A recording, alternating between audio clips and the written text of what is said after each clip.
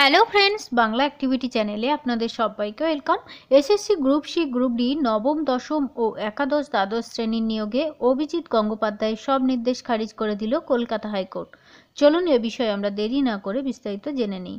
এবার school service কমিশনের SSC নিয়োগ মামলায় প্রাক্তন বিচারপতি অভিজিৎ গঙ্গোপাধ্যায়ের সব নির্দেশ খারিজ করে আর্জি জানালো কলকাতা হাইকোর্ট। ডিভিশন বেঞ্চে খারিজের জন্য এবার সওয়াল করতে পারেন আইনজীবী কল্যাণ বন্দ্যোপাধ্যায়।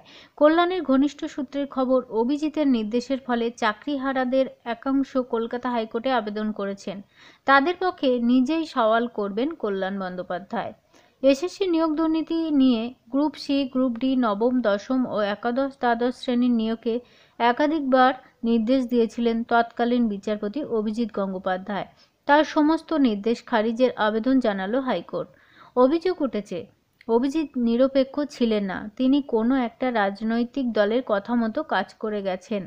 এ বিষয়ে কল্যাণের ঘনিষ্ঠ সূত্রের খবর, অভিজিতের নির্দেশের ফলে চাকরিহারাদের একাংশ কলকাতা হাইকোর্টে আবেদন করেছেন। তাদের পক্ষে তিনি নিজেই সওয়াল করবেন। আবেদনে বলা হয়েছে, বিচারপতির পদ থেকে অভিজিৎ গঙ্গোপাধ্যায় নিরপেক্ষ বিচার করেননি, তিনি রাজনৈতিক উদ্দেশ্য নিয়ে নির্দেশ দিতেন।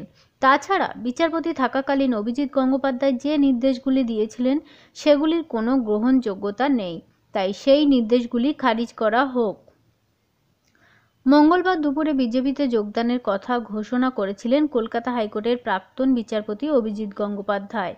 তারপরে বুধবার আবেদন জানানো হয়েছে হাইকোর্টে। বিচারপতি দেবাংশু বসাক এবং বিচারপতি মোহাম্মদ সব্বর রশিদির বেঞ্চে আবেদন জানানো হয়েছে। আবেদন জানিয়েছেন বিচারপতি হিসাবে অভিজিতের নির্দেশে চাকরি হারানোদের একাংশ। দেখা যাক কি হয় SSC group C, group D এবং নবম, দশম, একাদশ দ্বাদশ নিয়োগের ফলাফল। অনেক ধন্যবাদ সঙ্গে থাকার জন্য। চ্যানেলের নতুন হলে অবশ্যই চ্যানেলটিকে সাবস্ক্রাইব করে সঙ্গে থাকবেন। Thank you.